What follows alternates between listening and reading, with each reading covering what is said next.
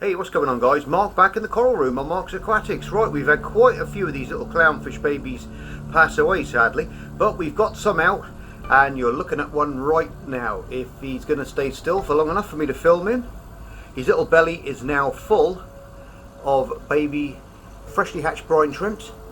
There he is. You can see that little orange belly there. And here's one of his mates scooting past. I think we've got about 4 or 5 left in there out of all of them. But if we go downstairs, guess what? We've got another 300 down there ready to be hatched out. Hello, Mum. Nice to see you this morning. Dad will be there looking after the eggs. She always comes to say hello. But we've got a great another little hatch there. Sorry, another little spawn there. Every 2 weeks, guaranteed, they'll be laying eggs, these guys. But if we go back up to the top, I thought I'd give you that lovely little update of how they're getting on. You can see the freshly hatched brine shrimps there hopping around. If you're lucky, you might see that one take one. As you can still, they haven't gone through the metamorphosis yet. They still look like fry. They're starting to get a little bit wider in the tail. The colours haven't come in yet. That'll be another few days. But now they're on the brine shrimps. They'll soon start putting on weight because they've got a lot more protein in them than the rotifers have. But look at that, brand new little Nemos. Fantastic stuff. And I'm going to take you through these little guys' journey. As you can see, we've got a bit of surface film on there. Because we've got the sponge filter on there, it's not going down the weir. So it's just getting sucked through the sponge. But that's quite good because you get a nice little layer on the top for them to feed on in that way. Like I said before, high mortality rate with clownfish babies, which is a bit of a sad thing. I'm breeding them in here just basically to show you. If I was the way I used to breed them before, I had a really big sterile setup, and obviously that way then you get a lot more better hatch rate and survival rate. The rotifers that I've been breeding crashed slightly, so maybe there wasn't enough food in the water for them, because they do need quite a lot. But I've got another monster culture growing now of them, and so hopefully next time we'll get a few more through as well. But I'll take you through this guy and his little mate's journey through to semi-adulthood, which will be interesting for you guys to follow along. If you're going to breed them yourself, you can go back onto the other videos and check them out. I've got a playlist on there as well that you can go back and check out.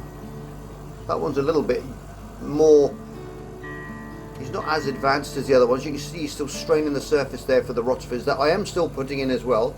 You've got to add them both at the same time. You've got to put in rotifers because they're used to feeding on those, and believe it or not, if you just change straight away to brine shrimps, sometimes they won't eat them and they'll just starve.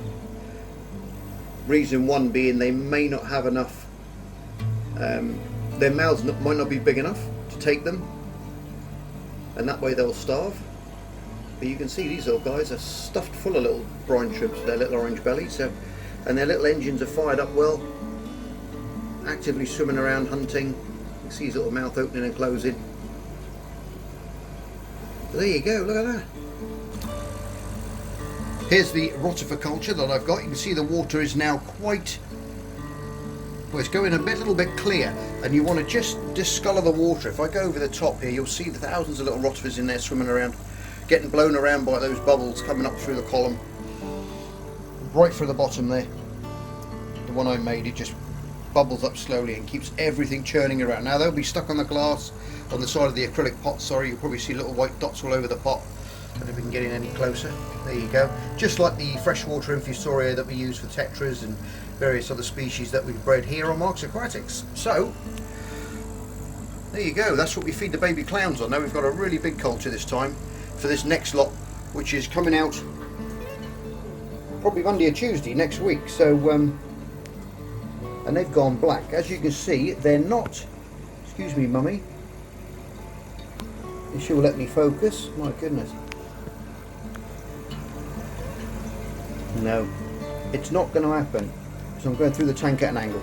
Anyway, so you can see normally they go they're salmon pink when they're first born. A couple of you guys have been in touch with me and you've asked me saying, oh, my clownfish have laid eggs, but they are white colour. Normally when they're white they're infertile, so maybe the male isn't fertile, or he's just not not fertilised them, and she's been a little bit egg bound and she's just put them down just to get rid of them. That does happen sometimes. You can see those eggs now, they go from salmon pink, they've gone darker now because they've started to grow inside the little egg cases. And like I said on the last video, when you start to see them get to more of a, just before hatching, that will turn very, very silver, and it will be flowing lovely in the current, and when he waves his fins over them, and it will go nice and silver. You'll see all the little eyes in there normally a day or two before they hatch, and that's the time to transfer that slate out into another tank for hatching. Look at that. Anyway guys, I think what we'll do is now we'll have a little look around. We'll say goodbye to Nemo and his little friends. Look at that. That's a nice little shot for you. You don't normally see clownfish that big. His lovely little blue eye. Focus, dude. There you go. And I can show you some of the corals I've got. I've got another shipment coming in from Karatha on Tuesday next week, which is going to be a heap of torch and hammer corals of various colours, so that should be interesting for you guys that have been buying my coral off of my eBay. Thank you very much, I really appreciate that, and the link for my eBay is on my homepage if you want to go and have a look what I've got for sale if you're in the UK. Let's go and check out some of these corals. Wow, look at that guys, absolutely stunning. You don't normally get to see big zoanthid colonies of that quality and that size in the shops. Most people buy them, break them down, frag them all up. That one's actually sold, as is all of that lot right there. Thank you Di and Terry for buying those. If you watch the channel, there you go, thank you very much. Big thank you to you guys. That's going in your Evo tank this weekend if you come around and pick them up. You've got a beautiful blue sea fan, a sea gorgonian there.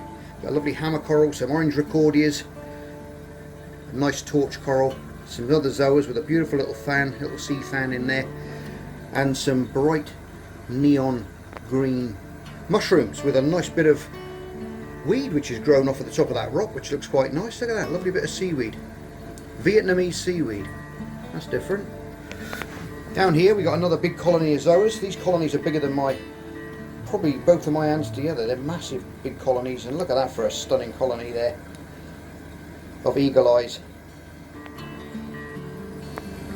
and another huge colony there as well. Some beautiful specimens on there which would look absolutely fabulous in a tank altogether. And down this way, this is yours also Terry and Di. This is your lovely Duncan colony, which is huge. That's going to look absolutely stunning in your tank.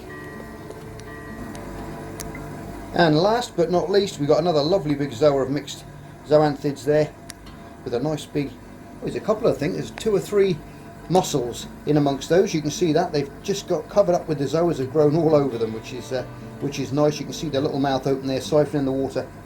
And mussels are really good in your tank guys as well, because they will filter your water out amazing and take all the particulate matter out of the water as well and strain it through.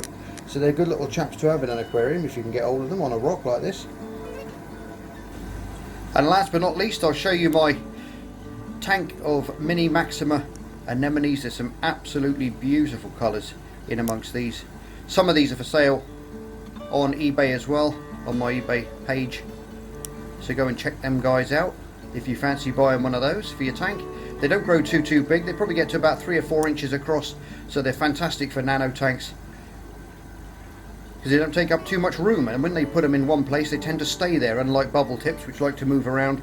These guys will sit on the bottom and quite happily live off the light and little bits of food that you feed them, or if you get a couple of clownfish, we'll host one and they'll drop little bits of food in and feed it as well, as they do in their little symbiotic relationship. Anyway guys, I thought I'd leave it on that note there. Just a little update on the clown fry, because I know a few of you have been interested in knowing how they're getting on. Like I said, we lost quite a few, but we've got more on the way, so hopefully we'll have a better success rate with those ones. But I'll keep you in touch with the guys that have survived, and we'll follow their little journey along. Anyway guys, thanks for watching, take care of yourselves, love you loads, you're all stars. See you on the next edition of Mark's Aquatics. Bye for now.